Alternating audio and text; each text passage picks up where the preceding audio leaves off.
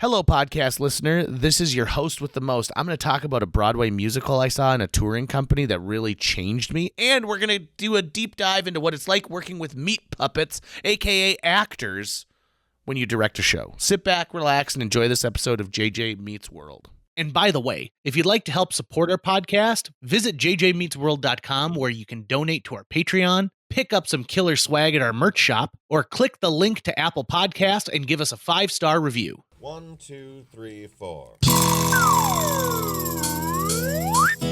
J.J. Gordon, sort of like that Indiana Jones, in that he's always sniffing out his next adventure. Yes, he is. He's always interviewing guests so he can have them on his show and they can talk about pop culture, arts, and leisure. J.J. has his flag unfurled and he likes his french fries curled, and he's fun and then he twirled as he goes to meet the world. He will march into the rain even if his ankle sprained. Take a peek inside his brain. This podcast is called JJ Meets World. Tucker, I had a transformative theater experience yesterday. Ooh. Let me tell you all about it. So as we know, I'm a fan of musical theater, and I got an opportunity to go down. So yesterday, just so everyone gets an idea of like the week leading into this. So after we're done with this recording, I have to take a nap because then I have to get up at 2:30 in the morning and go to the airport for a 5 a.m. flight to Florida for a week. I'm gone for a week. I've recorded my entire radio show, all 15 hours in advance. So I've got to get all those little pieces put together, and I don't know exact time. So like you have to record just way more than you ever think that you would need. Everything from like little tiny moments, like little 2-minute bumpers, all the way up to like the major pieces. I also opened a play I directed on Friday, and on Saturday, I had to drive to Minneapolis and back in the same day because I needed to go to an awards banquet where my work won a ton of awards from the Midwest Midwest Broadcast Journalist Association. And while I was in the Twin Cities, I had a chance to see Suffs, and it is a musical about the suffragist movement. I found out that the word suffragette is actually a way that the newspaper media at the time used it to like kind of like make it feminine, and like they're like, oh, these little ladies, they're fine, these ladies. So that's very close to Smurfette. It 100% is, right? So I'm going to talk through a little bit about the show. I'm not going to give anything away because people can see it. Also, it's real history, so you could just like read about it. But this is exactly what the show is. The show opens, and we're already 60 years deep into women wanting to get a vote, right? And so the campaign was let mother vote, and then they have this little move that they do. It looks like a check mark. And so this was a group of women who were, society sort of women, and they were very prim and very proper, and they knew that they just needed to wait their turn and that things were going on and that eventually that this would happen, but they've been doing the hard work. So you get sort of this old guard who've been working on this for a long time. And then you get the radical young woman, right? She comes forward and she goes, now, next time is now. And they want to do radical things like they need to get a hold of the president immediately, and they need to have a march on Washington, and they're going to do things differently.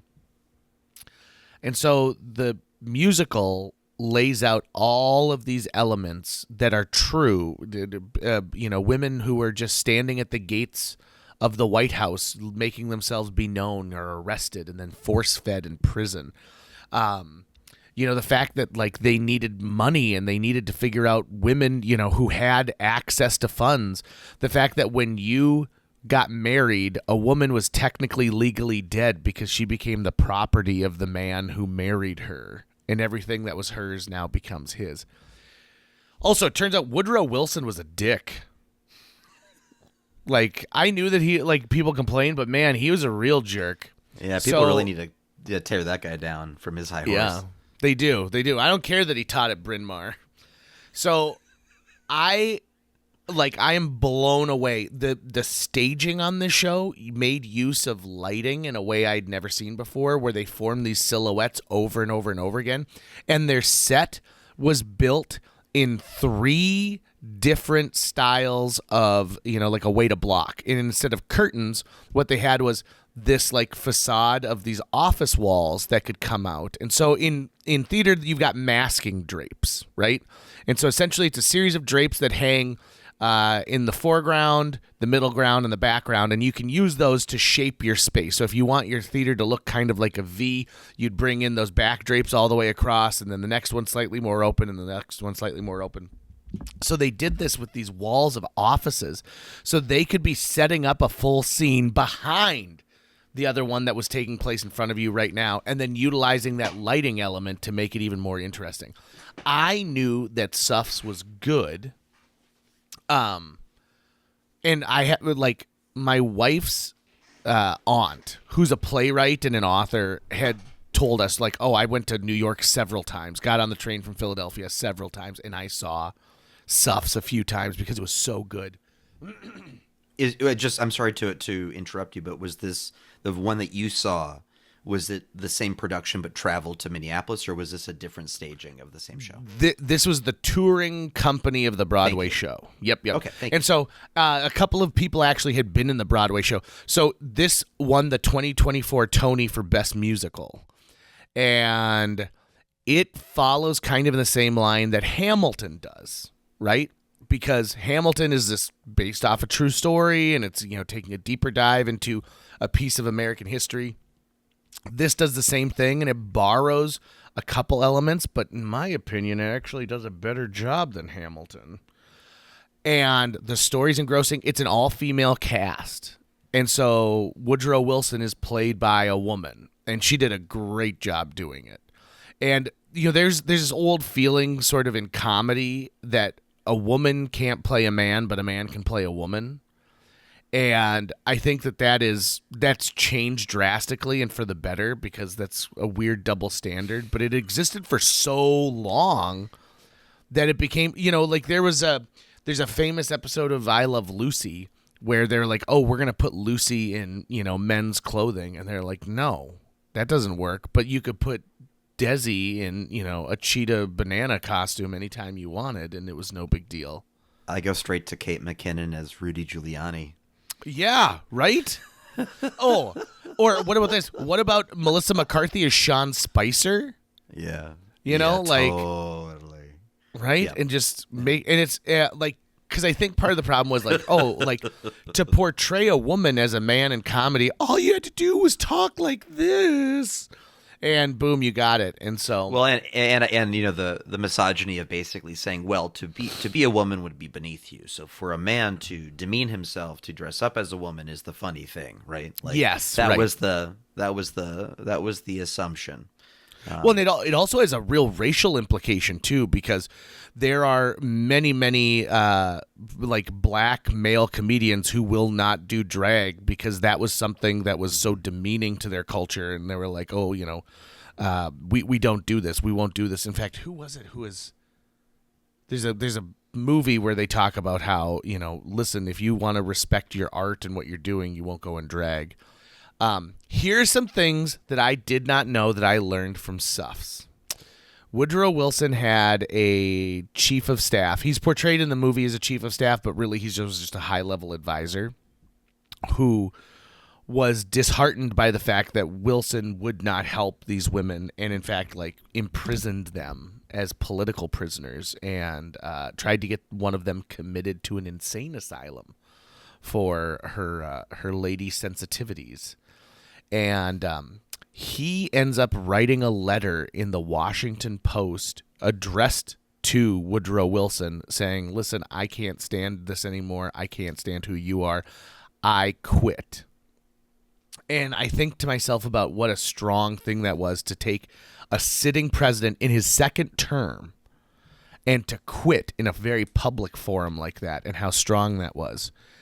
Then, do you know how the 19th Amendment becomes ratified? Have you ever read into this? Okay, so Woodrow Wilson, to appease these ladies eventually, because they've become such a thorn in his side, says, fine, you can get it to Congress, but you know what? Congress will never do anything with it. I've done what I need to do. And in fact, they have a quote where he goes, I've given them their thing, And then they stop the show and they go, and that's really what he said. That's an actual quote. So it has to go state by state, and these women are on like an 18-month, like going around trying to get votes and anything that they can do to get these states to turn around so that the states will end up ratifying. And it comes down to Tennessee, and it comes down to the fact that they are one vote shy.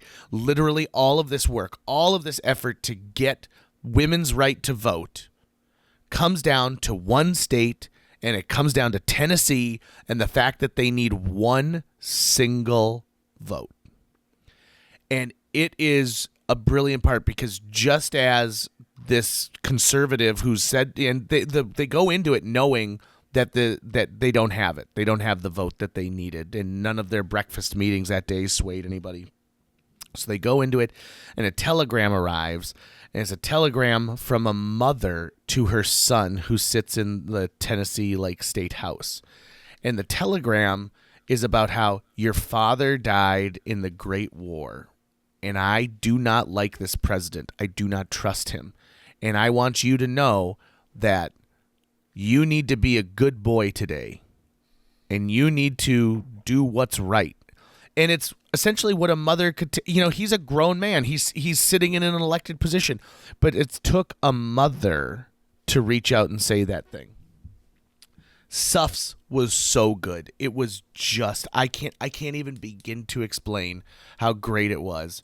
And the lyrics of the songs are fantastic. It also was unique too because you walk into the theater and the League of Women Voters are everywhere. They're helping people get information about voting. They're letting them know about current things going on, like in this case in Minneapolis. One of the actors on stage is originally from Minneapolis, and they did the Broadway Cares, where they're raising money to fight AIDS. And so at one point she goes, "Let's make it purple rain into these buckets, everybody." And I thought that was pretty clever.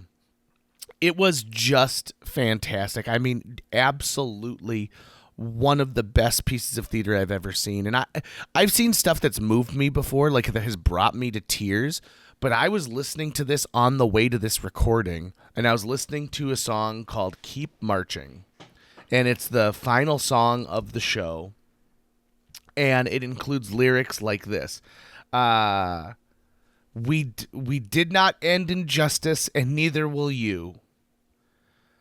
You'll rarely agree with who's ever in charge, but keep marching, keep marching. I'm even getting teared up just right now thinking about it. It was so amazing and so powerful. It was so good.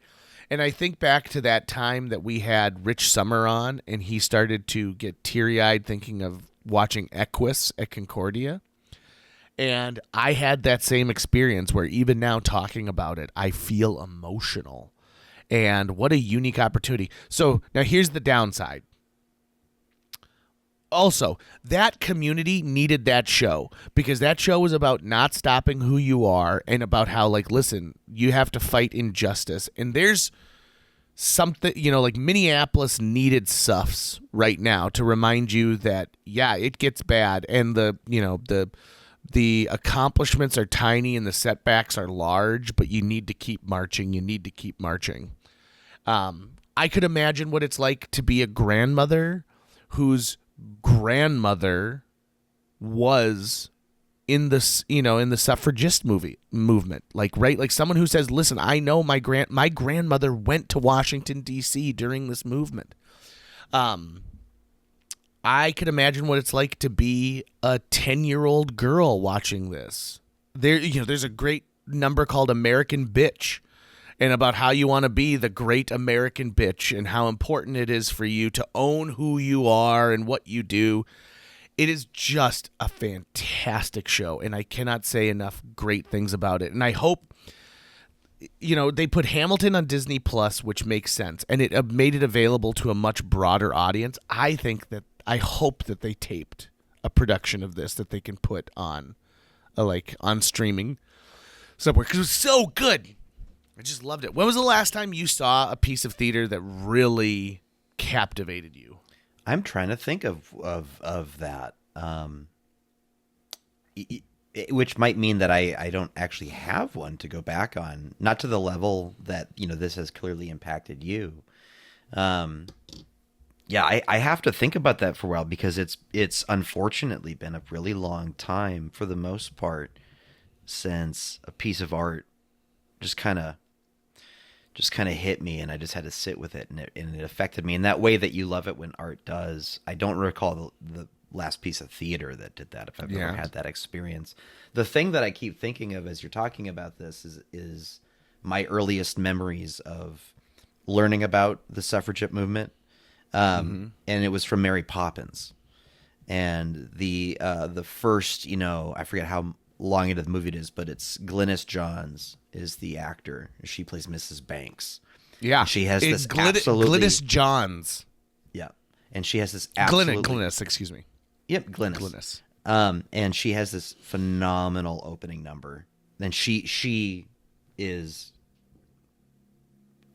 God tier in this. And even as a little kid, I remember thinking, this woman's amazing. Like this piece of art, really spoke to me before I had any context for what the sash she was wearing meant, or what the women's suffrage movement even meant. But I had this very heroic early vision of a leader from that movement, even though this was a character in a movie. And there's so there's a great line. There's a great line in her song called like, "Our daughters will adore us." Yeah. And that kind of idea, the same thing that you've said before, which is like planting a tree under whose shade you will never rest. It's that same idea, is that they did something that further generations are going to appreciate. And even if they didn't get the job completely done, now it's your opportunity as that next generation to pick it up. Yeah, absolutely. Think about, even that just one character in a movie had an effect on me as a little boy who had no context for what it was in. So then imagine what theater that's as powerful as this show was for you as a 40-something-year-old man. Means it must be incredibly formative for young people to come and see. This is also, I just found that a filmed version of the Broadway musical Suffs will premiere on PBS's Great Performances on May 8th, 2026. The recorded performance featuring the original Broadway cast. I much prefer that versus the movie adaptation starring, right, whomever. Right. This is Timothy Chalamet as. Oh, who doesn't love a good Chalamet? As every character in this movie about women getting the right to vote. Well, so is question for you. I haven't heard any of the music from this yet. Is it the combination of music and message? Is it not just that the story itself is powerful, but that the artistry of the music is just such that you could just listen to it? Yeah, it is just shy of what I would consider to be an opera. So there is dialogue, but there is a lot of, Hamilton is all sung, right? And this is a hybrid version of that where there is talking, but there's a considerable amount of singing in it, as well as orchestrated background music. One thing I've really noticed with musicals nowadays is they've taken a note quite literally from movies, and they are starting to add scores. So when I saw Back to the Future on Broadway, there was a score that the orchestra played during scenes and setting things up and during action moments, and that was really interesting. That's something that I've run into a number of times. I've only directed maybe 5 or 6 plays, but that I have this desire to make it like a movie where there's music playing underneath things, which, it's not like it's against the rules to do that necessarily, but it does compete with the space, right? And that kind of, oftentimes there's a sync, a timing issue, because you need to let the actors on stage be just in the moment of that particular performance with that particular audience, right? And so you can't really control it the same way you do a movie. But there's all sorts of moments where I hear songs and I go, oh, wouldn't it be cool to stage it like this on stage? But then, but you're talking about a dance. at that point. It's so when I did Die Hard, I knew that we needed a score for Die Hard, and I was lucky enough that working with Amy Klein kind of got the idea, and like she's putting these, sort of like, it wasn't like I'm following the music, it was like setting a mood with dum dum bum bum bum, bam bam, and so she was doing a live score the same way somebody who would have been scoring on the Wurlitzer to silent films back in the day, right? And saying like, oh, I'm watching the action take place and I'm adding some kind of an audio element to it. But I get what you're talking about. In fact, I am to the point of where I don't even like sound effects sometimes in a show when they seem like, oh, they're coming from the speakers rather than, I'm holding a radio in my hand, but you're not hearing the sound from the radio. To me, it's sort of jarring in a way. Yeah. And I'm to the point of like, well, why don't we just get a real radio? And they're like, you can't get a real radio. You can't rely on a real radio. Yeah, I mean, that's why you fake it. There's all sorts of other ways to fake it. But so another question. So you just opened your show. The Shark is Broken. Congratulations. I can't wait Thank to you see very it. much. I have to get my ticket soon because it's going to get sold out. You should come on closing weekend so that I can go and see it with you.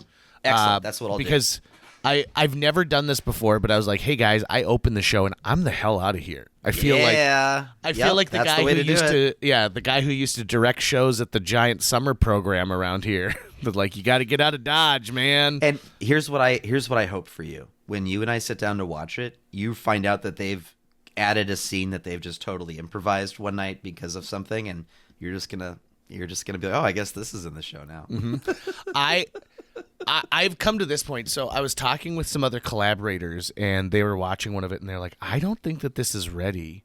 This is really, this is kind of moments where it's really boring. And I was like, listen, these guys are growers, not showers. That is true. Right? And so I was like, trust me. True. They're keeping it in the fucking tank for whatever goddamn reason. Yes. They're treating it like it's gold and they can't spend it that quickly. It drives me fucking nuts. There's a drunk scene in the show. I mean, there's several, but there's one that's like over the top drunk. And I knew the second I saw that, and like the audience was there, and the audience was like giving into it. I was like, that scene went from being maybe like 2 minutes long to being 5 minutes long, and rightly so, because all of a sudden they're like, oh yeah, this is fun, and I can find some interesting moments here.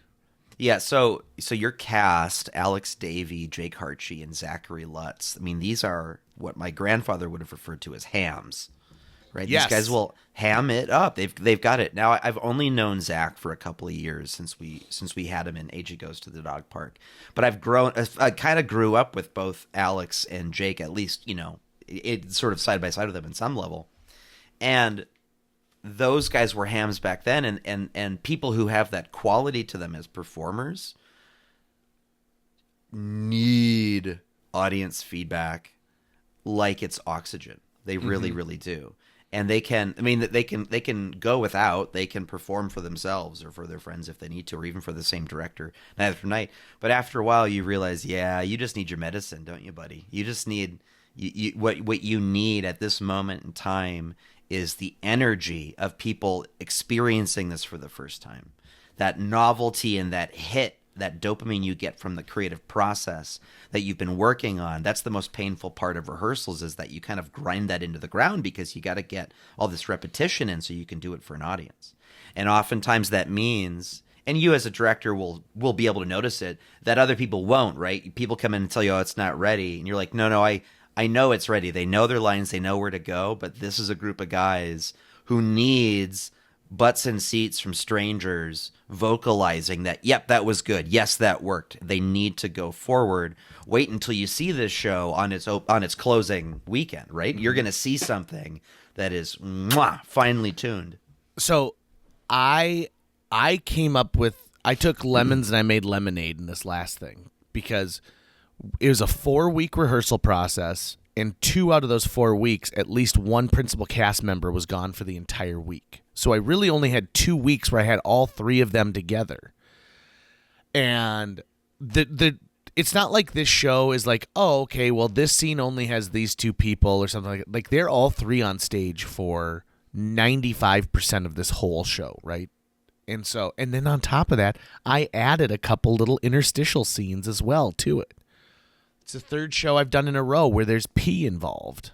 So I'm becoming that guy. You're the Tom Hanks of local, right? local Exactly. theater directors. I'm sure that on some Reddit subthread, they're like on some weird pee fetish like thread. They're like, "Hey, JJ Gordon's doing another show. Let's get tickets." But this is what I did. So one of the cast members, Zach, told me when he took the role, he's like, I have agreed to do this charity performance for a group, and it's a concert, and it's the day before we open. And I said, you know what? Don't worry about it. We'll be fine. And I thought about Santaland Diaries, right? And I thought about the fact that we opened that show on Black Friday. Our last rehearsal was on Wednesday, so we had Thanksgiving off. And I said, it's not like I forgot the show in one day. And in fact, I kind of liked having that day of like, okay, here we go. Let's get this, let's do some stretching. So these guys are like, oh, yeah, well, we're going to have Thursday off. Well, it gets to be the week of the show, and I'm like, you guys, you can't have Thursday. I've got to have you here to at least go through the motions. I will step into this role, and I will, I'll use a script, and we'll get through the show. And before the show starts, the energy level's just really low, and I can tell that they're tired, right? So I decide, okay, I'm going to make this something unexpected for them. So I go on set and I hide 3 Diet Cokes. I hide a giant bag of Cheetos. I get 10 slices of American cheese, stuff, right? So I'm like, I'm good to go. This is going to be great. I can't wait for this. It's going to be awesome. And we do this version of the show that is sort of like, it's improvised in a way, right? So it is wild, dude. It is absolutely out of this world wild. And, we've got, Jake's got this one line where he's like, my father, when he thought I was asleep, would sit at the edge of my bed and, and say, like, I love you when he thought I was asleep. And so we started doing this thing where we started making Star Wars references in our lines early on. And then he's like, my father would sit at the edge of my bed and make lightsaber noises when he thought I was asleep. And we just started finding this weird stuff. And so I start eating this cheese during it. And like I'm starting to actually get physically sick because I've eaten so much of this American cheese. So I start doing stuff like, where are you taking it out of? Where's the cheese coming from? Oh, is it in your I've pocket? I've got it in pockets. I've hidden it on the set in certain places, and they can here's the thing: they don't know this is happening, so they get on the set, and the first time someone walks to the stern of the boat, all of a sudden they look down and they're like, "What the fuck is that?" And I'm like, "Yeah, that's right. That's what it is." So it was just fantastic. It was so good. It was so good. I mean, I had so much fun. It was just an absolute blast. You need that. Yeah, that was such a smart move. Like that, right? And it broke it, right? It broke everything in half. And then all they could talk about the next day, like Zach shows up and I can hear them, oh God, we did this thing and it was so funny. And we did, and like, we were laughing, and the show went from being 90 minutes long to, 2 hours long because we kept doing, at one point, Richard Dreyfuss in character is talking about what's the next thing he's going to do. And the line is supposed to be about how Steven Spielberg has told him this idea he has about UFOs, which becomes Close Encounters. And instead I was like, yeah, I got this movie for, I'm going to play a college professor who accepts a bunch of grant money to go study an African tribe, but then I don't do it. And I pitched the idea for Krippendorf's tribe in it. And both, like, in character, Roy Scheider and Robert Shaw look at me and they're like, that's a horrible idea. You should never do that. That's going to end your career. And I'm like, no, I think it's going to be a huge hit, you guys. A big family comedy. And at one point, Jacob, whose shirt is, open, he's got this hairy chest. I'm gesturing with this cheese, and it like a bit of it flies out of my hand, and it gets embedded into his chest hair.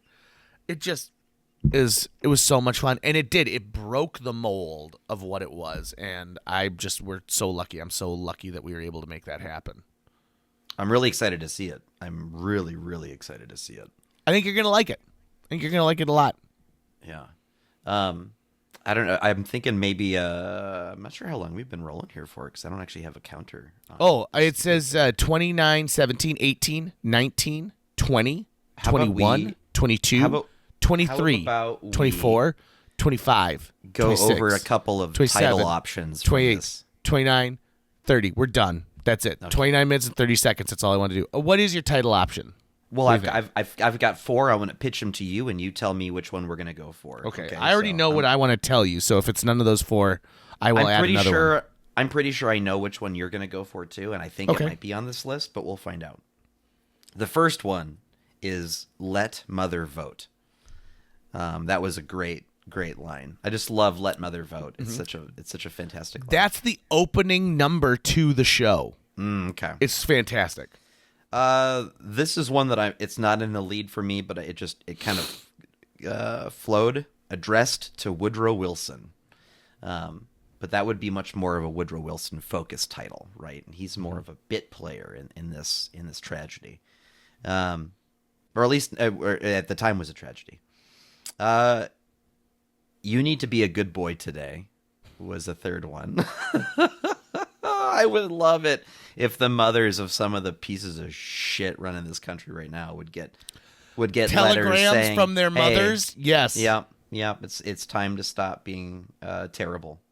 But the one I think you're probably going to go for is Keep Marching. That is exactly it.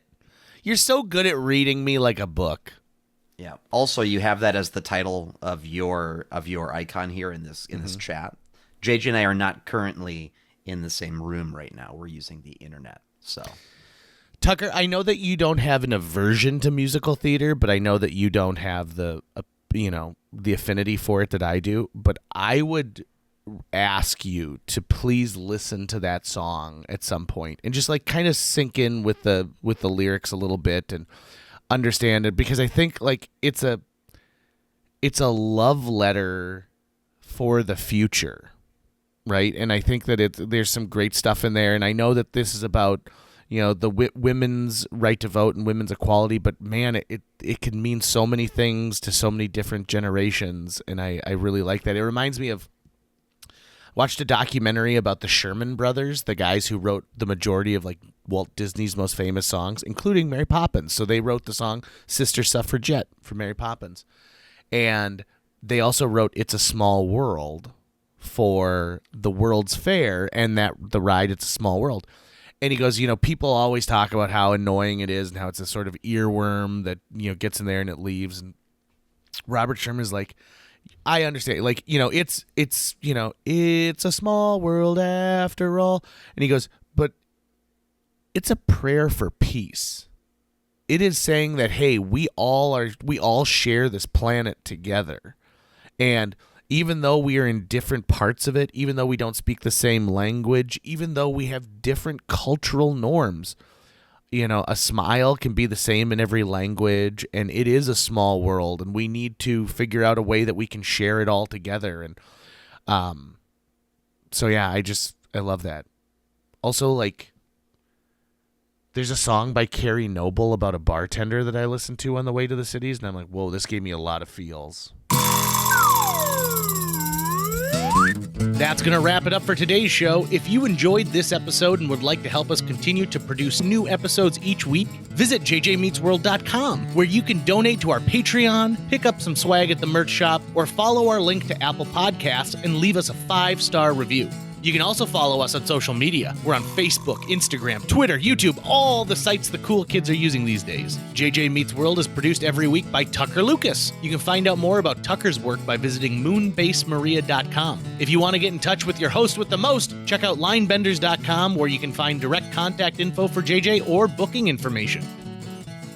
I was talking to someone about how much I love Suffs, and they go, what were you talking about? Like, you loved it that much? I thought that show was garbage. And I lost a lot of respect for them. They thought I was saying Puffs with a P, which is a show about the Hufflepuff house in Harry Potter.